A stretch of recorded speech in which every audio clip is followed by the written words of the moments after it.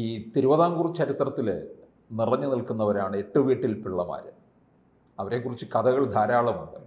കൂട്ടത്തിൽ കള്ളക്കഥകളായിരിക്കും ഒരുപക്ഷെ ഏറെ നിൽക്കുന്നത്. അതിൻ്റെ സത്യാവസ്ഥ എന്താ? കുറച്ചു കാലം മുമ്പ് ഈ ലെനിൻ രാജേന്ദ്രൻ കുലം എന്ന് പറഞ്ഞ ഒരു സിനിമ എടുത്തു. ആ സിനിമയിൽ എട്ട് വീട്ടിൽ പിള്ളമാരെ, പ്രത്യേകിച്ച് കഴക്കൂട്ടത്ത് പിള്ളയെ പോലെയുള്ളവരെ മുഖ്യ കഥാപാത്രം ആക്കിക്കൊണ്ടുള്ള ഒരു ചലച്ചിത്രമായിരുന്നു അത്. ഇത് മാത്രമല്ല, നമ്മൾ കേരളീയരുടെയൊക്കെ മനസ്സിലിങ്ങനെ മായാതെ കിടപ്പുണ്ട് എട്ട് വീട്ടിൽ പിള്ളമാരുടെ ഒരു പൗരുഷത്തെ പറ്റിയും അവരുടെ രാജഭരണത്തെ പോലും വെല്ലുവിളിക്കാൻ തൻ്റെ ഇടം കാണിച്ച ധാർഷ്ട്യത്തെ പറ്റിയുമുള്ള നിരവധി കഥകൾ. പൊതുവെ പറയാറുണ്ട്, മലബാറിൽ നിന്ന് തിരുവനന്തപുരത്തേക്ക് വരുന്നവർ പറയും, ഈ തമ്പാനൂരിലെ റെയിൽവേ സ്റ്റേഷനിൽ എത്തിയാൽ ഓട്ടോറിക്ഷ സ്റ്റാൻഡിലെ ഡ്രൈവറെ കണ്ടു കഴിഞ്ഞാൽ ഞങ്ങൾക്കറിയാം ഇവൻ എട്ട് വീട്ടിൽ പിള്ളയുടെ കൂട്ടത്തിൽപ്പെട്ട ഒരാളാണോ അല്ലയോ. കാരണം അവരുടെ പെരുമാറ്റത്തിൽ ഒരു വിനയമൊന്നും കാണുകയില്ല. അങ്ങനെ ഈ എട്ട് വീട്ടിൽ പിള്ളമാരെ പറ്റി നേരും നുണയും കലർന്ന അനവധി കഥകൾ ഉണ്ട്. വാസ്തവത്തിൽ എട്ട് വീട്ടിൽ പിള്ളമാർ ആരായിരുന്നു എന്ന ഒരു ചോദ്യത്തിന് ഞാൻ ഈ മാഞ്ഞുപോയ ശംഖുമുദ്രയിൽ എൻ്റെ ഏറ്റവും ഒടുവിൽ വന്ന പുസ്തകത്തിൽ ഒരു മറുപടി നൽകുന്നുണ്ട്. എട്ട് വീട്ടിൽ പിള്ളമാർ എന്ന് പറയുന്നത് CV രാമൻപിള്ള പൊലിപ്പിച്ച ഒരു കഥയാണ്. CV രാമൻപിള്ളയ്ക്ക് അത് കിട്ടിയത്, ഇതാദ്യമായി എട്ട് വീട്ടിൽ പിള്ളമാരെ പറ്റി ഒരു കഥയുണ്ടാക്കിയത് പാച്ചുമൂത്തതാണ്. അദ്ദേഹമാണ് ആദ്യമായിട്ടൊരു തിരുവിതാംകൂർ ചരിത്രം അന്നത്തെ രാജകുടുംബത്തിനെ സന്തോഷിപ്പിക്കാൻ വേണ്ടിയിട്ട് അവർ നിർദ്ദേശിച്ചതനുസരിച്ച് തയ്യാറാക്കിയത്. ആ പാച്ചുമൂത്തതാണ് ആദ്യമായിട്ട് എട്ട് വീട്ടിൽ പിള്ളമാരെ പറ്റിയുള്ള ഒരു കഥയുണ്ടാക്കുന്നത്. അത് കഴിഞ്ഞിട്ട് പിന്നീട് മാർത്താണ്ഡ അതിനു മുമ്പ് കഥയാണ്.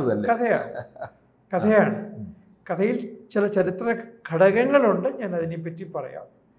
അതിനു മുമ്പ് മാർത്താണ്ഡ മാഹാത്മ്യം കിളിപ്പാട്ടുണ്ട്. അതിൽ ഈ എട്ട് വീട്ടിൽ പിള്ളമാരെന്ന് പറയുന്നില്ല എങ്കിലും അതിനകത്ത് ചില പ്രമാണിമാരെ പറ്റി പറയുന്നുണ്ട്. സപ്തമ ഡിംഭിമൻ എന്നൊക്കെ പറയുന്ന ചില പ്രയോഗങ്ങളുണ്ട്. ഏതായാലും പിള്ളമാരെ പറ്റിയുള്ള, അതുപോലെ വീരമാർത്താണ്ഡ വർമ്മ ചരിതം എന്ന് പറഞ്ഞ ആട്ടക്കഥയുണ്ട്. ആ ആട്ടക്കഥയിലാണ് ആദ്യമായിട്ട് എട്ട് വീട്ടിൽ പിള്ളമാരെ പറ്റി പറയുന്നത്, പാച്ചുമൂത്തതിനും മുമ്പ്. ഒരു ചരിത്ര ഗ്രന്ഥത്തിൽ അത് ആദ്യമായിട്ട് പറയുന്നത് പാച്ചുമൂത്തതാണെങ്കിലും പാച്ചുമൂത്തതിനു മുമ്പ് എട്ട് വീട്ടിൽ പിള്ളമാരെ പറ്റി പറയുന്നത് ഈ വീരമാർത്താണ്ഡ ചരിതത്തിലാണ്. ഈ വീരമാർത്താണ്ഡ ചരിതം എന്ന് പറയുന്നത് പത്മനാഭസ്വാമി ക്ഷേത്രത്തിൽ അവതരിപ്പിക്കാൻ വേണ്ടി മാർത്താണ്ഡവർമ്മയുടെ കാലത്തുണ്ടായ ഒരു ആട്ടക്കഥയാണ്. ആ ആട്ടക്കഥ പലത് ചേർന്ന് എഴുതിയതാണ്. 8 ദിവസത്തെ കഥയോ മറ്റോ ആണ്. ആ 8 ദിവസത്തെ കഥയ്ക്ക് ഇപ്പോൾ ഏതായാലും ഒരു ദിവസം മാത്രമേ കണ്ടു കിട്ടിയിട്ടുള്ളൂ, ബാക്കി ഉള്ളതൊക്കെ അപ്രത്യക്ഷമായി. ആ ആട്ടക്കഥയിലെ ശ്ലോകം ഉദ്ധരിച്ചുകൊണ്ടാണ് എട്ട് വീട്ടിൽ പിള്ളമാരെ CV രാമൻപിള്ള അവതരിപ്പിക്കുന്നത്. എനിക്ക് ഒന്നാമതായിട്ട് പറയാനുള്ളത്, CV മഹാനായ ഒരു നോവലിസ്റ്റ് ആണെങ്കിലും മാർത്താണ്ഡവർമ്മ എഴുതുമ്പോൾ അദ്ദേഹത്തിന് തിരുവിതാംകൂർ ചരിത്രത്തെപ്പറ്റി കാര്യമായ പിടിപാടില്ലായിരുന്നു. അദ്ദേഹത്തിൻ്റെ സമകാലീനരായിട്ടുള്ള ആളുകളിൽ നിന്ന് കേട്ട കഥകളാണ് അദ്ദേഹത്തിന് ആധാരം. അദ്ദേഹം ആ കഥകളെയാണ് ആധാരമാക്കിയത്, അതല്ലാതെ ചരിത്ര രേഖകളെ അല്ല. ചരിത്രം അദ്ദേഹം കൂലങ്കഷമായി പഠിച്ചിട്ട് എഴുതിയതല്ല മാർത്താണ്ഡവർമ്മ എന്ന ആ ചരിത്ര നോവൽ. ആ ചരിത്ര നോവല് അദ്ദേഹം എഴുതിയപ്പോൾ അദ്ദേഹത്തിൻ്റെ മുമ്പിൽ ഇങ്ങനെ വിരിമാറ് കാണിച്ച് നിന്നിരുന്ന തേജോരൂപം എന്ന് പറയുന്നത് അനിഴം തിരുനാൾ മാർത്താണ്ഡവർമ്മയായിരുന്നു. എന്നാൽ നോവൽ എഴുതി കഴിഞ്ഞപ്പോൾ, ആ നോവൽ എഴുതി കുറേ പുരോഗമിച്ച് മുമ്പോട്ട് പോയപ്പോൾ ഈ നോവലിസ്റ്റിൻ്റെ ഉപബോധ മനസ്സിൽ നിന്ന് വേറെ ചില കഥാപാത്രങ്ങൾ പിറവിയെടുക്കുകയും അവർ വളരുകയും വലുതാവുകയും ചെയ്തു. അങ്ങനത്തെ ഒരു കഥാപാത്രമാണ് അതിലെ സുഭദ്ര. നമ്മൾ ഈ നോവൽ അതുപോലത്തെ ഒരു കഥാപാത്രമാണ് അനന്തപത്മനാഭൻ. അതുപോലത്തെ ഒരു കഥാപാത്രമാണ് പാറുക്കുട്ടി. അപ്പോൾ മാർത്താണ്ഡവർമ്മ വായിച്ചു കഴിയുമ്പോൾ നമ്മുടെ മനസ്സിൽ മാർത്താണ്ഡവർമ്മയുണ്ട്.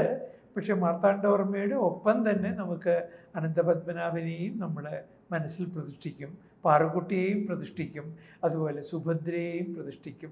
സുഭദ്രയുടെ ആ ത്യാഗം, മാർത്താണ്ഡവർമ്മയ്ക്ക് വേണ്ടിയിട്ടുള്ള ആത്മാഹൂതി, അതൊക്കെ ആയിരിക്കും അവസാനം നമ്മുടെ മനസ്സിൽ മായാതെ നിൽക്കുന്നത്. അവിടെ നിൽക്കട്ടെ. എന്തുകൊണ്ട് CV രാമൻപിള്ളയ്ക്ക് വഴിതെറ്റിപ്പോയി? അതാണ് എനിക്ക് അടുത്തതായിട്ട് പറയാനുള്ളത്. ഈ CV പറയുന്നത്, ആട്ടക്കഥയെ പിന്തുടർന്നുകൊണ്ട് പറയുന്നത്, മാർത്താണ്ഡ മഠം, രാമന മഠം, കുളത്തൂർ പിള്ള, കഴക്കൂട്ടത്ത് പിള്ള, വെങ്ങാനൂർ പിള്ള, ചെമ്പഴന്തി പിള്ള, കുടമൺ പിള്ള, പള്ളിച്ചൽ പിള്ള, ഇത്രയും പേരെയാണ് പിള്ളമാരായിട്ട് പറയുന്നത്. ഇതിൽ മാർത്താണ്ഡ മഠവും രാമന മഠവും കുടുംബ പേരുകളല്ല. പത്മനാഭസ്വാമി ക്ഷേത്രത്തിനെ ശ്രദ്ധിക്കാനും അതിനെ പോഷിപ്പിക്കാനും അവിടെ വരുന്ന ഭക്തന്മാർക്ക് സൗകര്യങ്ങൾ കൊടുക്കാനുമായി 6 മഠങ്ങളുണ്ട്. ആ 6 മഠങ്ങളിലെ 2 മഠങ്ങളാണ് മാർത്താണ്ഡ മഠവും രാമന മഠവും. ബാക്കിയുള്ളതൊക്കെ ഈ കുളത്തൂർ പിള്ളയും കഴക്കൂട്ടത്ത് പിള്ളയും വെങ്ങാനൂർ പിള്ളയും ചെമ്പഴന്തി പിള്ളയും കുടമൺ പിള്ളയും പള്ളിച്ചൽ പിള്ളയും കരംപിരിവുകാരായ തിരുമുഖത്ത് പിള്ളമാരാണ്. രാജാവിന് അത് വാസ്തവത്തിൽ ഇപ്പോൾ കഴക്കൂട്ടത്ത് കുടുംബത്തിൽ തന്നെ പല അംഗങ്ങളുണ്ടാവും. പലപ്പോഴും ബന്ധുക്കളായിരിക്കും. ഇപ്പം ചെമ്പഴന്തി പിള്ള എന്ന് പറഞ്ഞാൽ ഒരു കുടുംബം അല്ല. ചെമ്പഴന്തി പിള്ളമാർ വേറെ പലരുണ്ട്. കുളത്തൂർ പിള്ള എന്ന് പറഞ്ഞാൽ ഒരാളല്ല. പക്ഷേ പലപ്പോഴും ഇവർ ബന്ധുക്കളും ആയിരിക്കും. വിവാഹം വഴി സഹോദരിയുടെ മകളെ വിവാഹം കഴിക്കുന്ന ഒരു പാരമ്പര്യം പണ്ടുണ്ടല്ലോ. അങ്ങനെ അപ്പോൾ ഇവരൊക്കെ തന്നെ ഇവരാരും ഇല്ല എന്നല്ല ഞാൻ പറയുന്നത്.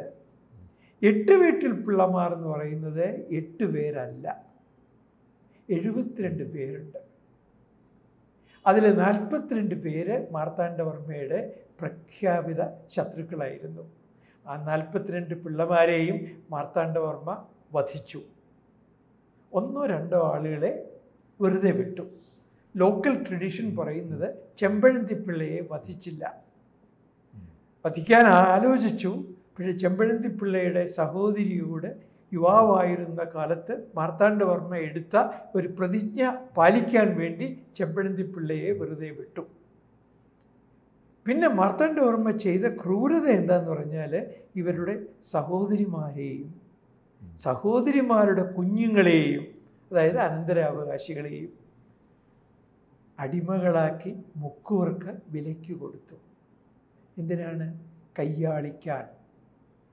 കയ്യാളിക്കുക എന്ന് വെച്ചാൽ ആ വാക്കിൻ്റെ അർത്ഥം കൈകാര്യം ചെയ്യുക. അതിൻ്റെ റഫറൻഷ്യൽ മീനിങ് ബലാത്സംഗം ചെയ്യാൻ.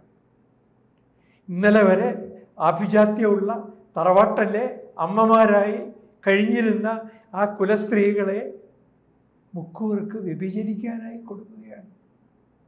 ലോക ചരിത്രത്തിൽ ഇതുപോലെയുള്ള ഒരു ശിക്ഷ വിധിച്ച ഭരണാധികാരികൾ തീർച്ചയായും കുറവായിരിക്കും. അപ്പോൾ 72 പിള്ളമാരുണ്ട്. ഇവരുടെ തൊഴിൽ എന്ന് പറയുന്നത് കരം പിരിവായിരുന്നു. അതിൽ 42 പേരെ മാർത്താണ്ഡവർമ്മ വധിച്ചു. അവർ പത്മനാഭപുരം കൊട്ടാരത്തിനടുത്തുള്ള ഒരു മണ്ഡപത്തിൽ വെച്ചാണ് വിചാരണ ചെയ്യുന്നത്. ചിലരെ വിചാരണ ചെയ്യുന്നത് തിരുവനന്തപുരത്ത് വെച്ചാണ്. അവരെയൊക്കെ കഴിവിലേറ്റുകയാണ് ചെയ്തത്. അവരുടെ സ്ത്രീകളെയാണ് മുക്കൂർക്ക് കയ്യാളിക്കാനായി കൊടുത്തത്. പണം കൊടുക്കണം. പണം മുക്കൂർക്കില്ല. അപ്പോൾ പണം പത്മനാഭസ്വാമി ക്ഷേത്രത്തിൽ നിന്ന് എടുത്തു കൊടുത്തു. ആ പണം കൊണ്ടാണ് മുക്കുവർ ഇവരെ വിലയ്ക്ക് വാങ്ങിക്കുന്നത്.